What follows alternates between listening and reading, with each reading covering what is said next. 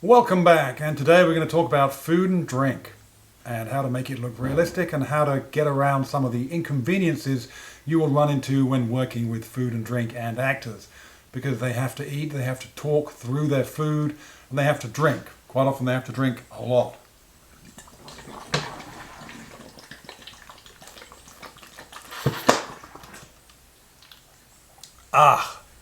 And then cut, and then do it again, which obviously raises some problems. So yes, you can imagine, I didn't drink that. There's a tube running up my sleeve and into a bucket. You could hear the noise, we'd make that a little quieter. But let's see how we did that.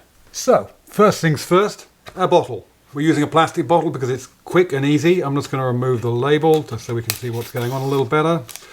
We could use a glass bottle. But since we are going to be drilling a hole somewhere around here, obviously it's a lot easier in a plastic bottle. You can do it in glass, just takes a more specialized diamond bit. A little bit like the drilling we're going to do into the bowl of rice in about 2 minutes, 5 minutes, 10 minutes, 20 minutes. So we're going to put this tube into here. We first of all need to find out whereabouts it goes. So I'm going to drink with my right hand, and if you were the camera, I might be drinking like that. So it looks like the tube is going to be somewhere about here. So I'm going to mark a hole, mark where the hole's going to go, and then we're going to cut a hole in it. I'm going to do that using ye olde stepper drill. It's quite hard to drill into plastics, thin plastics, because they grab a hold of the plastic and make a nasty ragged hole. We are going to be using hot glue to fill in the gaps, but we want to make it as nice and tight as fit as possible before we do the sealing with hot glue, which is not a perfect thing, but it's a very quick thing. So we're going to use it in this case because I don't want to wait until tomorrow. So not only is drilling a hole difficult in thin plastic, starting the hole is even more difficult. So we're going to cheat a little and use a hot glue gun, which should be just warm enough to melt through this PET, or maybe it isn't. Off we go. I'm making this hole very slightly larger. Don't go too big.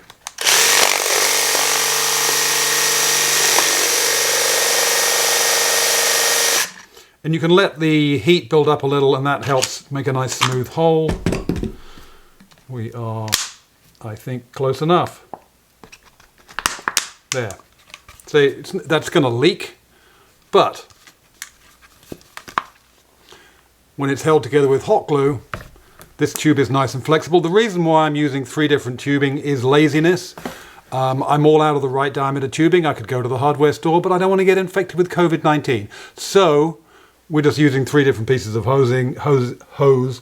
This is also the middle latex tubing is nice and flexible, so it'll go around my elbow nicely because it's got to do a 90 there. I don't want it sticking out through my clothes too much. So now we're going to hot glue this in place. So hopefully we have a leak-proof seal, so when I drink, it doesn't all just run down my arm and into my shirt. And the thing with doing hot glue onto plastics is take your time. Wait for a lot of glue to get dry before you try to put more on. So now I have to wait. Now we're going to do the other side. And hopefully I won't melt the plastic too much.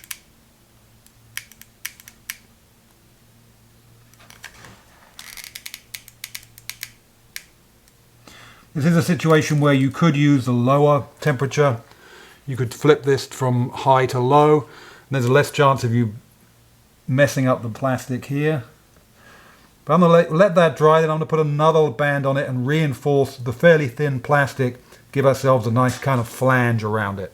So we'll come back to that in a second. So as it turns out, if I do this right-handed, this ugly piece of sticky paper here will get in the way, so I'm going to go left-handed on this one.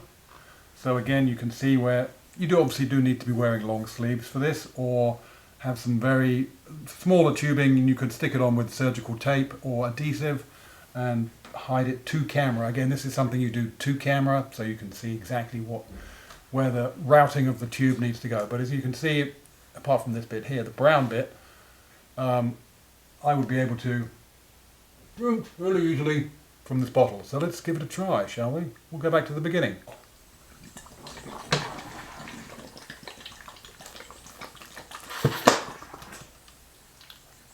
So there is an entire section of the special effects world which is devoted to tabletop, food and drinks. A lot of it's for commercial reasons, for print ads, for television commercials, magazine ads. And it's the kind of thing where you see this beautiful backlit water and then fruit is going through it in slow motion. It's for some yogurty, drinky, whatever, kind of food porn. There's a lot of catapults and rigs for dropping things in certain orders, so it looks like your Bloody Mary, the celery drops in at just the right speed and it looks fantastic and it's all beautifully lit and it's super close up. And as a result, quite often it's done using, I'm not sure the brands now, but one brand, it's Photosonics cameras. So high-speed cameras, 2500 frames a second, which means because you're chopping up the available light into 2500 rather than 24 frames a second, you need a lot more light. So you end up with a great deal of lights pointing at whatever you're pointing at, and they all go on at once, and then the camera goes. It's very stressful, very intense, and very hot. So it's another thing to consider is that the food or the fake food you're using to make it look beautiful has to be able to put up with very intense, short amounts of heat, but very intense amounts of heat from the often large lights, which are very close by. And they're also very close to you. So you're looking at maybe it's a hamburger and making it look beautiful, making it lift up in the air, making it fluffy, making it fly, making things fly at it, making it drop down so that you get the right order of the burger, then the tomato, then the ketchup, then the cheese, and whatever it is. And it all lands perfectly and bounces nicely, as you've probably seen on a burger commercial. So you're going to be in there micromanaging the equipment. So all of this to say, you need to have the right attitude to do tabletop. Not my favorite thing. But if it is, and you need to be very anal about detail and be able to work under great pressure and staring at the same thing, your entire location, as it were, is often this big. And that's all you're going to work on for days, moving tiny, tiny pieces of food and getting them to do whatever the director would like. Now, the safety doesn't come up that much in tabletop stuff because very rarely do people eat the food because that's a terribly messy thing. Suddenly you can see that it's not really quite as nice or as beautiful, or maybe you made the food much larger to increase the detail, and then you put it next to a person and suddenly they've got a hamburger this big. So food safety doesn't often come up in the commercial world, but obviously it does in movies and TV, where there are any number of movies and TV shows set around the food itself. Big night, chocolate. There's people eating food constantly. They've got lasagnas. People are coming in with trays of roast meat. All of this is not really the special effects person's job, but you may get roped into it, and it's worth remembering that you are probably not a trained or certified cook.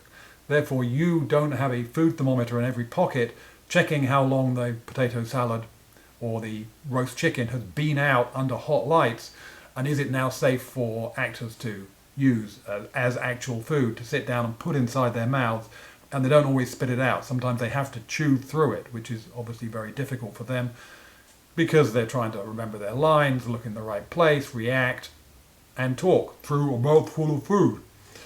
So always make sure that there's somebody who is qualified, who is an actual cook. Otherwise, it's a very good chance you're going to make a lot of people very, very sick. And the same goes for booze. You saw me drinking, that was a litre of water. You will often notice that, this is more props, but it does come into special effects. You end up sometimes roped into it. You may need to make fake wine, or fake beer, or non-alcoholic wine, non-alcoholic beer. Make sure you've got that. Because people go, it just takes a couple of drinks. And then suddenly your main actor is forgetting their lines because they've had 3 beers. And they might have to drive home after work, in which case your liability kicks in.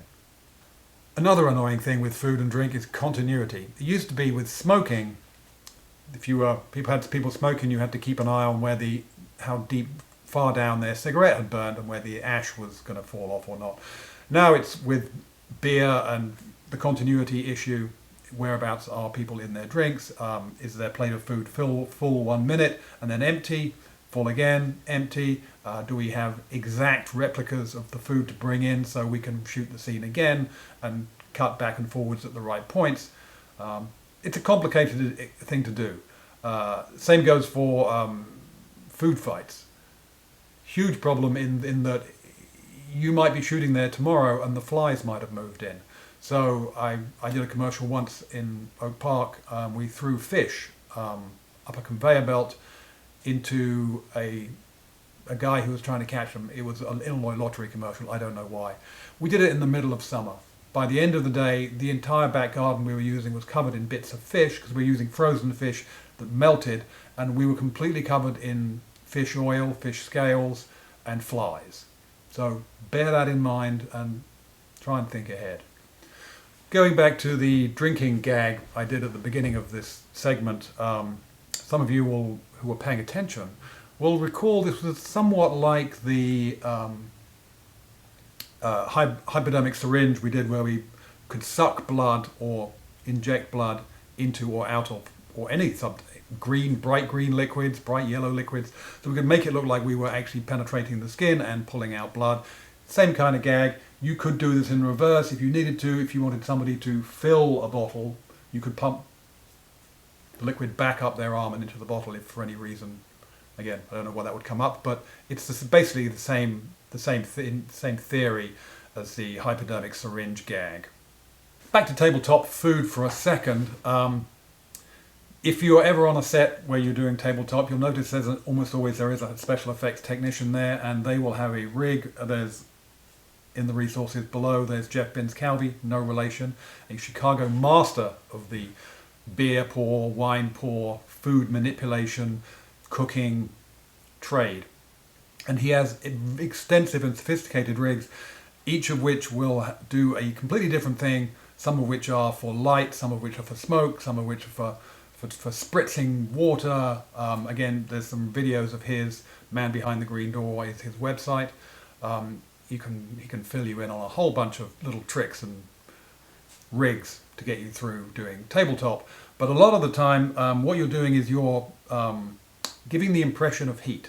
So there's a giant steak on the barbecue. Underneath it there are glowing coals. The coals probably not real. There may be flames, but the flames will be very adjustable. So you'll turn the camera on, it's rolling, you turn the flames on, you do the shot, you turn the flames off. So the meat doesn't get cooked by the flames. The meat is already cooked, or at least dressed to look like it's cooked, by the food stylist in the back. You don't want to change the food. So often the glowing coals are a light effect over specialized handmade coals.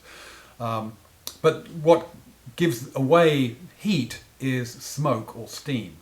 So again, Geoff Binns Calvey has a very complicated rig which has multiple channels of smoke which can be inserted through tiny little tubes, oil cracker smoke, and then will get wafted up either with a draft, or maybe there's actually you warm up the area beforehand, so there's just enough to get that lift that smoke has when it's warm.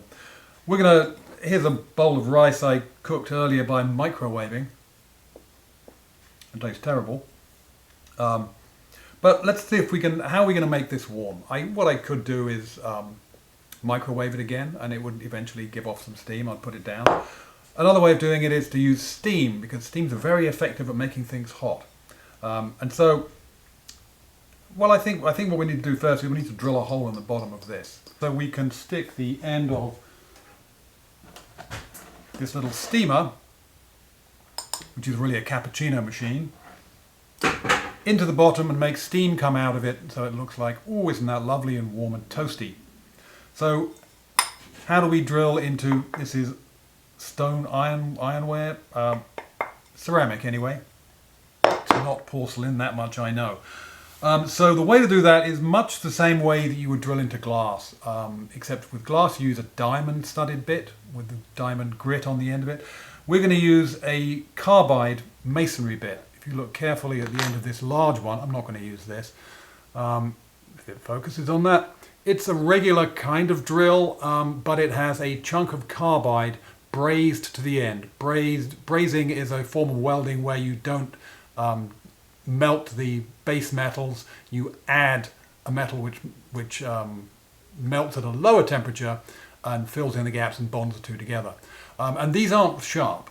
They don't come sharp, and you can't sharpen them. They just gradually wear down. And as they wear down, they get smaller. So always check the size of your drill if it's a critical application. And don't measure this. You measure across the top where the chunk of carbide is. So how are we going to do this? Because if we take this drill and just try and drill in there, probably nothing is going to happen. So much like drilling in drilling glass, you need water as a lubricant, otherwise this is going to get very hot. We also, this is a masonry drill, and normally if you were drilling into a brick, you'd use a hammer drill, a rotary hammer drill. This is made of, again, not sure what it is. It is microwave proof though. It's quite likely we'll shatter this if we use a hammer drill. So we're going to use it on a regular setting, same as you would with glass. Obviously, if you drill into the side of a wine glass, it's immediately going to shatter.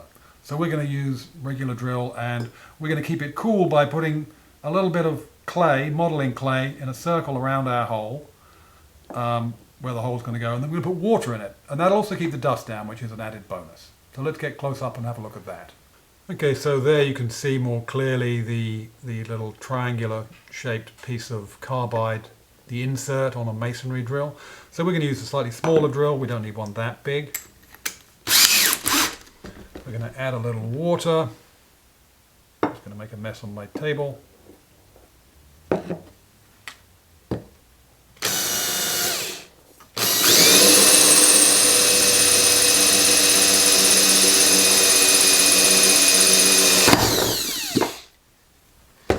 Pretty quick.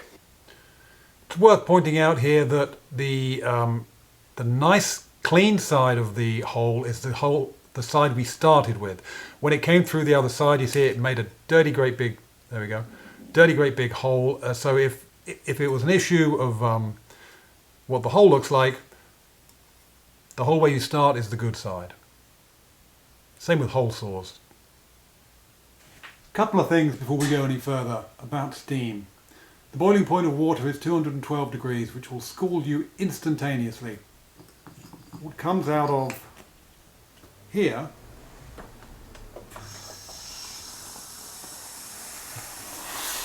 the steam is hotter than 212 degrees, and so will burn you even quicker. So whenever you're dealing with steam, be extremely careful. Take all precautions necessary, and if there's any way to do it without using actual steam, using hot smoke, using smoke that you give, you heat the air it's in, or you cause an updraft in some other way, do that. Because the other thing about, as you saw just then, about steam is it spits water, it condenses, it dribbles out of tubes, it gets on things, it messes stuff up. Smoke tends not to do that, so it's not an ideal substitute for smoke, but sometimes it works very well. And so I'm going to introduce, from the hole we made underneath, some steam into this. Well, I am when the tube goes back in. So let's try that now.